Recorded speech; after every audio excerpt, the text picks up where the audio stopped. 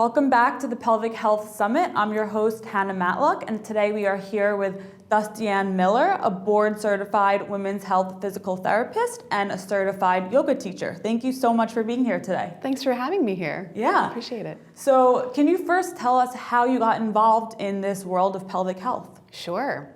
I had been working in orthopedic physical therapy, and then my friend introduced me to pelvic health, and I just fell in love with the specialty. And so how did you start to incorporate the practice of yoga into your work as a pelvic floor physical therapist? Well, I find that yoga, with the concepts of mindfulness, the concepts of breath work, and the idea of strengthening and lengthening what tissues need to be strengthened and lengthened, was a really nice marriage with orthopedics, which is what I had been practicing. And then when I added on the additional need for downtraining the nervous system for my patients with pelvic pain, I found it to be super helpful. Can you explain a little bit about how the combination of yoga and the breath work really help to calm down the nervous system, as many people with pelvic pain have this hypersensitivity of the nervous system? Absolutely. Yeah, so here's Penelope, the pelvis. So the pelvic floor muscles are talking to the diaphragm. When one takes a breath in, the diaphragm will descend and the pelvic floor will also descend. Sometimes for people with pelvic pain, their pelvic floor muscles might be overactive and held up and tight. So when one takes a breath in, they may not be getting a typical range of motion. So we can use the breath combined with mindfulness and visualization to encourage more of that downward range of motion. So you can apply the breath to just seated awareness. So as we're sitting here, if you wanted to uncross your legs and feel your sit bones, and maybe the people watching at home could try this along with us, having your sit bones plugging down into the chair, and then imagining that as you inhale, your pelvic floor muscles are releasing down into the chair. There's a couple other ways that I like to explain using the breath for visualization. I like to think about the sit bones as you inhale, that the sit bones separate. So you're creating more expansion along this aspect of the diamond shape of the pelvic floor. Another way to think about it would be your tailbone releasing away from your pubic bone as you inhale. So as you inhale, pubic bone releases away from the tailbone releases away from the pubic bone. So you could apply that in sitting, which is wonderful because so many of us have to sit for work. So you can think about, as you're working, is my pelvic floor being held up and tight? Can I release and let go in this moment? So that would be one aspect of why breathing helps in terms of pelvic pain. And then we can apply it into yoga postures. So you can pair breath with inhalation, exhalation with different movements of the spine, and then use that also as a way to downregulate if you're doing a rest pose. And can you also talk a little bit about how yoga doesn't necessarily mean vinyasa yoga and a fast-paced yoga, but it can also mean more restorative poses where you're lengthening the muscles and creating more room for breath in your body? I know we were talking a bit about this before, but you had said to me that yoga can be something that's very restorative, and that can, in fact, be more beneficial for someone who has pelvic pain. Absolutely. Yeah, that's a great point, because very often people don't need to stretch. In fact, if they're hypermobile, or if they have exactly. Or if you have even just a couple joints in your body that are hypermobile, you're not going to want to stretch. And for people who do have hypermobility, they may be stretching into end range just to feel the feedback in their joints. So thinking about having a mid-range, slowing down practice can be really useful. And most of the clients that you work with who have pelvic pain, I assume they're also seeing a pelvic floor physical therapist along with other pelvic health practitioners. So what is the importance that you see in the people that you're working with in having this multifaceted approach with different practitioners targeting different pieces of the pelvic health puzzle? Mm-hmm. Yeah, so I also do pelvic floor physical therapy, so obviously a lot of my patients are getting yoga home programs because it's my bias and it's my preference, but there are some people who don't like yoga. They don't want to take the time to release and allow this letting go. It might cause some anxiety or just may not be of interest to them. So I would say for those people, figuring out an activity that's soothing, helpful for the nervous system, there's some movement involved, so maybe that's Tai Chi or maybe it's like creative dancing in your own space. And I think that doing something that's pleasurable is the key. And a big challenge with pelvic floor physical therapy is the accessibility of it. It's unfortunately not super accessible, and many people, as we know, need it. So what is some insight that you have into how people who are suffering from any sort of pelvic floor dysfunction can better access pelvic floor physical therapy or yoga, any of the work that you specialize in? Mm-hmm. Yeah. The beauty, I think, of having the yoga videos is it's something that people can practice in their own home, and they're priced at a way that they can be the cost of one yoga session. So then they'll have their practice. Is this on your website? Yeah, yeah. Okay. So I have the videos on my website, yeah. There's also a lot of free content, and I really encourage people to go check out all the free content. I have a lot of blogs about different yoga postures, the benefits. If you're looking for help with vulvodynia, I have a mindfulness dilator meditation on there as well. So there's a lot of free resources out there now. I am teaching with Herman and Wallace the Pelvic Floor 1 class, which I love. So then I know that every time that we finish a teaching weekend, there are that many more therapists, a lot of whom will end up being in network that are around the country. Amazing. And I really want everyone listening to have an understanding of all of the conditions that you work with as a pelvic floor physical therapist, and then how yoga can really help with all of the pelvic floor related conditions. So can you quickly just run through a lot of the conditions that you use yoga for and physical therapy, of course, for? Yeah, sure. One of the questions that I get a lot of is what is safe for people with pudendal neuralgia? Because that can be tricky if hip flexion causes more pain. So I always refer to the idea of listening to your body, but also the idea of graded tolerance, graded exposure. So if you find that, not you, if one who has pudendal neuralgia finds that they have pain going to downward dog, for example, because with the pelvis, we think of where the pudendal nerve is coming out, and then the pelvis is going into this downward dog position, the hip is here. If the pudendal nerve is irritated by that amount of hip flexion, then that is not going to be the posture for them. So maybe they start with a rock back, and we'll do that a little bit later, show the rock back. So maybe that they can practice the rock back, but imagine in their mind that they're doing a downward facing dog. Any sort of bladder dysfunction, all genders, any sort of vulvar pain, coccyx pain, constipation, endometriosis, anything where movement would help in terms of fascial mobilization and downregulating the nervous system, yoga can be a very helpful home strategy. Because that's the idea, right? We want people to be able to do what they can in the moment of a flare-up or just a moment of just maintaining what they've gained in terms of feeling better at home, rather than needing to come into a provider's office. So essentially anything that someone would be in pelvic floor physical therapy for, there could be potential benefit in practicing yoga as well. Exactly. And then if you wanted to then up-train, strengthening the pelvic floor, there's also ways to incorporate the up-training as well. Cool. Yeah. And for everyone listening, where can they contact you? And where can they find the videos that you have? Cool. I have a monthly newsletter, not weekly, that would be a little intense with my clinical practice. But I'm at Your Pace Yoga on all the socials, and yourpaceyoga.com for my yoga video and yoga blog website. Wonderful. Thank you for sharing your knowledge and for coming here today to talk about yoga and how it can really help people who are suffering from pelvic floor dysfunction. And now we are going to do some demonstration. Awesome. Thank I'm so you. glad you're interested in doing that. I love yoga. Thank you. Okay, so let's start out with cat-cow pose. So you can come into all fours. So what I'll do is show you the movement first, and then we'll pair the breath after that. So what you'll do is pull your pelvis under, Pull your mid back up and allow your head to go under. Exactly. So this is the cow, right? This is the cat. Oh, this is the cat. Yep, like an okay. angry cat. Well, you don't want to be angry, I guess, but that's the Happy cat. image. The happy stretching cat, yeah.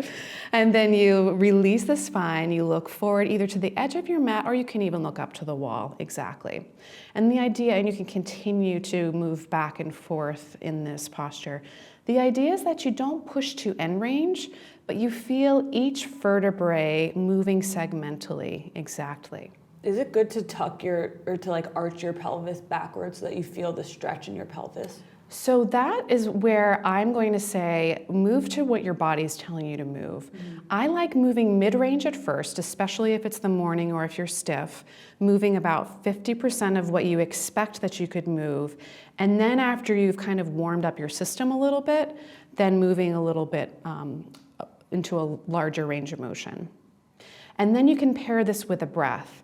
So as you come back up into your cat, as you curl under, you can exhale, and then inhaling to release, yeah.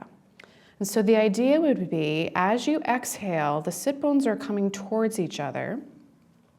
And then as you inhale, you're imagining the broadening of the sits bones. And I'm just gonna grab Penelope so I can show our viewers at home what this looks like. As you're curling under, the pelvis is curling, and then the spine is also curling. And then as you go into the arch, you're imagining the sits bones lengthening apart. Okay, how does that feel? Great. Good. So it's good for spinal mobility. Feels good. Also, it feels good, Yeah. good. It's also good for scapular shoulder blade stability as well. Cool. So now let's go into rock backs. So same starting position. You can keep your knees hip distance apart and your feet hip distance apart, or I prefer to bring the toes together. Okay. What you'll do is keep a nice neutral spine, so your back will be straight here. And then you're going to fold from your hip crease, sending your sit bones back about halfway. That's perfect. And then come back to where you started. So we're practicing the idea of keeping your spine straight, but allowing flexion through your hips. Very often when we flex our hips, we also flex our spine. So we're practicing that. It's also a nice mobilization for the hip. Can you explain a little bit about what this is doing to the pelvis? Yeah, in terms of the pelvic floor proper. Yeah, Yep. So as you're rocking back, you can pair that with the breath of the inhalation. So again, if we think about the sit bones in this position oriented, I'm going to orient to the camera. As you inhale, you imagine that the sit bones are spreading apart so that you're creating a little bit more length as you rock back. And you can also imagine the tailbone is releasing away from the pubic bone. So how that all relates to the pelvic floor, besides the breath and the visualization piece, is you're getting a mobilization of the hip joint, and as we know, the hip joint is attached to the pelvis. Cool. Okay? So that's a rock back. And then from there, you could rock back all the way into child's pose. And again, several options in child's pose. You could have your knees apart, feet together like that. You know what I like to do here is take my fists and then put my forehead on my fists. See if you like that. And then you would still keep the rear end back towards your feet though. Yeah. So the option to have your fist stacked and your forehead on your fist just creates a different weight balance of the pelvis. Do you have a preference between your hands there and your hands out? It feels good this way. I like Feels it good like that this, way? yeah. I could Okay. try putting my hands out though. It feels like more of a stretch this way. So you're feeling more of a stretch through your lats this way, which is nice because we know that the thorax and the whole rib cage here has a big relationship towards breathing and also towards the pelvic floor. So that would make sense. If your arms are extended, you could walk your hands over to the right. And then in this position, you could send your breath into the left rib cage as you inhale, imagining your ribs floating out into my hands. And then as you exhale, softening back down, exactly. Yeah. And then I'll have you walk to the left. So you're balanced, and I'll just tell our friends at home that there's several ways that you can modify this. If you felt like there's some pinching in the front of the hip, you could place a blanket or a towel in the front of the hip. If you wanted a little bit more space, you could place a blanket or a bolster underneath your chest. And then if you wanted to make it restorative, this is a really nice restorative posture. The nice thing about this posture is you can really allow your back to have a nice stretch here and allow your pelvic floor to release, which anyone with vulvar pain, interstitial cystitis, endometriosis, you name it, any sort of pelvic floor dysfunction, this can be a really nice resting posture for. Unless you have pudendal neuralgia that is irritated by extreme hip flexion, or I should say end range hip flexion, then this might be a little bit too much for you. So let's show the audience modified happy baby, which might be a nice option if child's pose doesn't feel good. Also, if you have knee challenges, then this would be another way to modify this.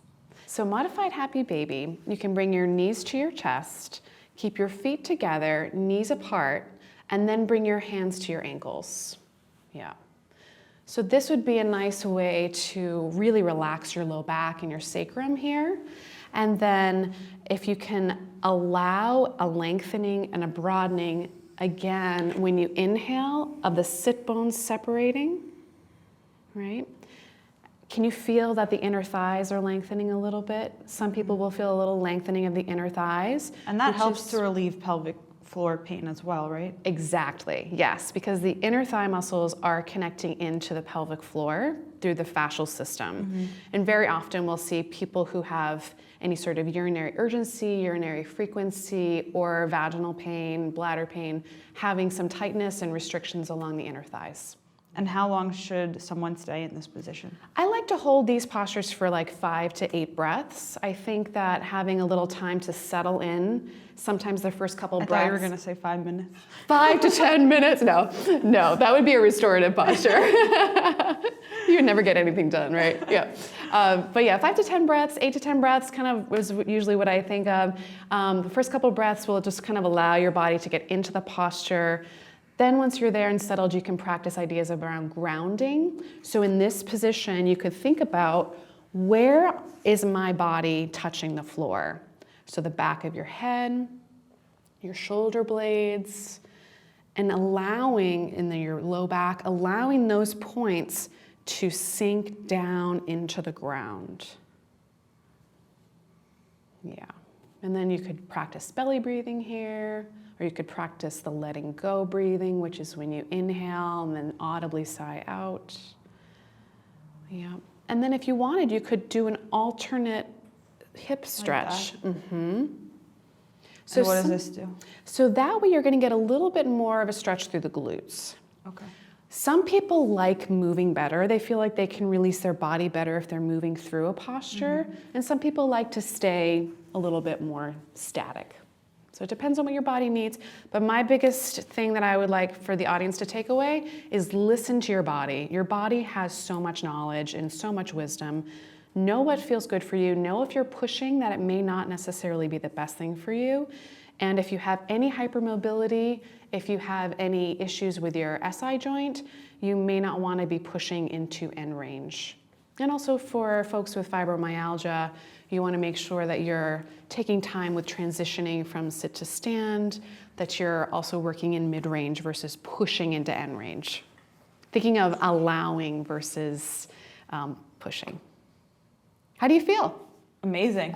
Thank you. Good. Well, thank you so much for being interested in doing a little movement today. Yoga is so important. It is.